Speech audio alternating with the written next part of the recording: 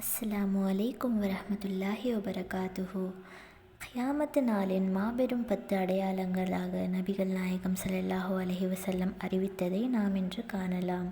முதலாவது புகைமூட்டம், இரண்டாவது தஜ்ஜால், மூன்றாவது அதிசய பிராணி, நான்காவது சூரியன் மேற்கிலிருந்து உதிப்பது, ஐந்தாவது ஈசா அலைஹிஸ்ஸலாம் இறங்கி வருவது, ஆறாவது யாஜூஜ் மாஜூஜ், ஏழாவது கிழக்கே ஒரு பூகம்பம், எட்டாவது மேற்கே ஒரு பூகம்பம், ஒன்பதாவது அரபு தீபகற்பத்தில் ஒரு பூகம்பம், பத்தாவது இறுதியாக ஏமனிலிருந்து புறப்படும் தீப்பிழம்பு மக்களை விரட்டிச் சென்று ஒன்று சேர்த்தல் ஆகிய 10 அடையாளங்களை நீங்கள் காணும் வரை அந்த நாள் வராது என்று நபிகள் நாயகம் ஸல்லல்லாஹு அலைஹி வஸல்லம் அவர்கள் கூறியுள்ளார்கள்.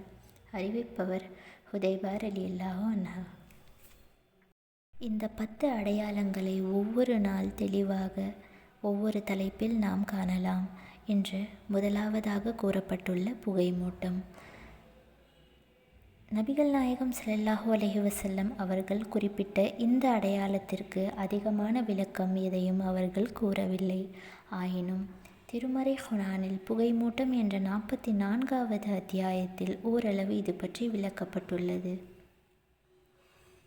வானம் தெளிவான புகையை கொண்டு வரும் நாளை எதிர்பார்ப்பீராக, அது மக்களை மூடிக்கொள்ளும், இதுவே துன்புறுத்தும் வேதனை. எங்கள் இறைவா, எங்களை விட்டும் வேதனையை நீக்குவாயாக, நாங்கள் நம்பிக்கை கொள்பவர்கள் என்று கூறுவார்கள். அறிவுரை அவர்களுக்கு எவ்வாறு பயனளிக்கும்? அவர்களிடம் தெளிவான தூதர் வந்துள்ளார். பின்னர் அவரை அவர்கள் அலட்சியம் செய்தனர். பிறரால் கற்றுக் கொடுக்கப்பட்டவர் பைத்தியக்காரர் என்றும் கூறினர். வேதனையை சிறிது நேரம் நாம் நீக்குவோம், நீங்கள் பழைய நிலைக்கு திரும்புவீர்கள். மிக கடுமையான பிடியாக நாம் பிடிக்கும் நாளில் தண்டிப்போம். அல் குர்ஆன் அத்தியாயம் 44 வசனம் 10 முதல் 16. அந்த புகை வானிலிருந்து இறங்கி வரும். அதனால் பயங்கரமான பின்விளைவுகள் ஏற்படும்.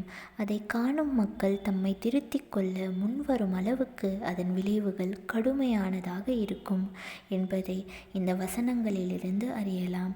மக்காவாசிகள் நபிகள் நாயகம் ஸல்லல்லாஹு அலைஹி வஸல்லம் அவர்களை ஏற்க மறுத்தபோது புகைமூட்டம் ஏற்பட்டதாகவும், எனவே அந்த அடையாளம் ஏற்கனவே வந்துவிட்டதாகவும் இப்னு உமர் ரலியல்லாஹு அன்ஹு அவர்கள் கூறியுள்ளனர்.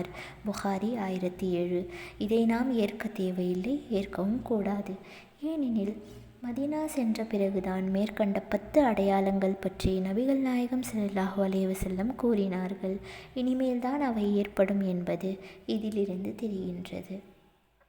மக்காவில் ஏதோ ஒரு புகைமூட்டம் ஏற்பட்டிருக்கலாம், ஆனால் பிரம்மாண்டமான 10 அடையாளங்களில் ஒன்று என நபிகள் நாயகம் ஸல்லல்லாஹு அலைஹி வஸல்லம் அவர்கள் நிச்சயமாக அதை குறிப்பிட்டிருக்க முடியாது.